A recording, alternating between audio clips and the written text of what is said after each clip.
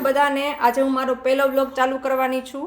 આપણે બીટરૂટનો હલવો બનાવવાના છીએ. એમાં આપણે એક બીટ લીધેલું છે, બીટને ખમણી લીધું છે, પછી એમાં 200 ગ્રામ ખજૂર એડ કરેલો છે, ટોપરાનું ખમણ લીધેલું છે, થોડું કાજુ બદામની સ્લાઇસ કરેલી છે પતલી પતલી ગાર્નિશિંગ માટે, અને મલાઈ અને દૂધ લીધેલું છે. હવે આપણે એક પેન લેશું, એને એમાં 2 ચમચી ઘી એડ કરીશું. ખમણેલું બીટ નાખી દઈશું.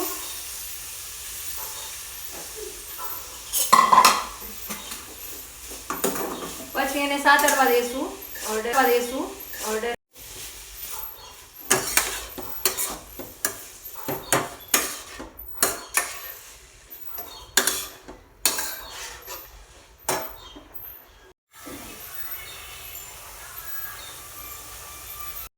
બીટને 10 થી 15 મિનિટ આવી રીતે સાતળવા દેવાનું.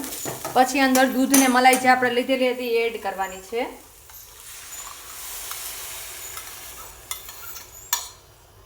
હવે આ મલાઈ નાખેલા દૂધને વારંવાર હલાવવાનું નથી, એ રીતે રાખી દેવાનું અને સાઈડમાં છૂટો છૂટો ખજૂર નાખવાનો. મલાઈ એમને રાખશો થોડુંક ઉકારો આવશે એટલે એમાં કણી ઓટોમેટિક મળશે પડવા.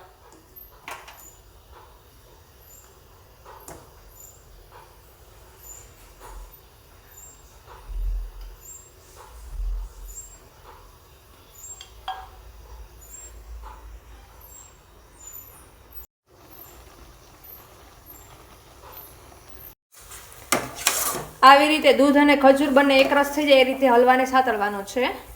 હવે આપણો હલવો રેડી થઈ ગયો છે. એટલે આપણે 1/2 ટીસ્પૂન જેવું ઘી ઉપર નાખી દઈશું, એટલે આપણને ચોટે નહીં. લાઈટ એવું જરાક જ ઘી નાખવાનું છે અંદર, વધારે નથી નાખવાનું, એટલે આ બધું તપેલીમાંથી છૂટું પડી જાય.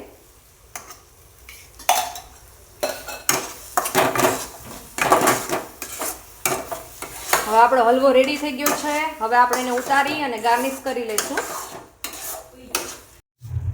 ટેસ્ટ પ્રમાણે થોડુંક ખમણ એડ કરી દઈશું અને થોડુંક ખમણ ગાર્નિશિંગ માટે રાખી દઈશું.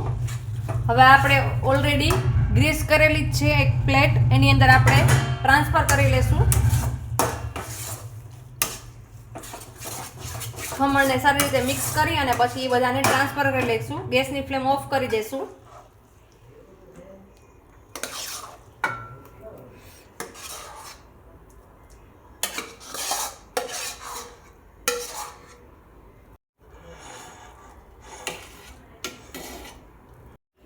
ત્યારબાદ આપણે આ રીતે ગાર્નિશ કરીશું. કાજુ બદામના જે સ્લાઇસ કરેલી છે એને આપણે કોર્નર ઉપર રાખીશું.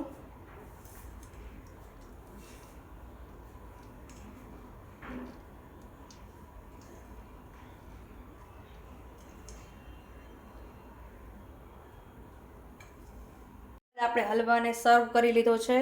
હવે આપણે ટેસ્ટિંગ માટે આપીએ છીએ.